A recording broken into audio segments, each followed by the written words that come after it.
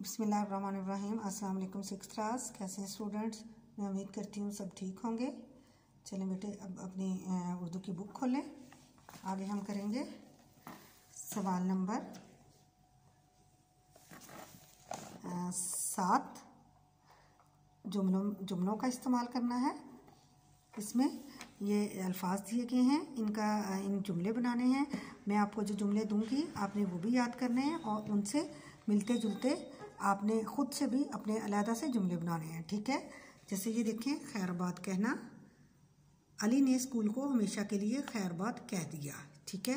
अगला है शाना बशाना। फातिमा जना कायद आज़म के शाना बशाना रहीं, ठीक है। आगे है दूर अंदेश। फातिमा जना दूर अंदेश खातून थी। किनारा कश होना। अहमद सियासत से किनारा कश हो गया। जी तो बेटे, ये हमारे आज अल्फाज जुमले थे। आज के लिए इतना ही काफ़ी है और इंशाल्लाह अगले दिन जो है हम अपना बाकी काम करेंगे। आपने इसको अच्छे से याद करना है और आपकी लिखाई बहुत अच्छी हो, कोई भी गलती नहीं आनी चाहिए। और साथ साथ जो आपको इस्लाह दी जाती है, दुरुस्तगी अल्फाज दिए जाते हैं, आपने अगले पेज पे वो लिखने हैं, वो भी चेक किए जाएंगे, ठीक है। अल्लाह हाफिज़।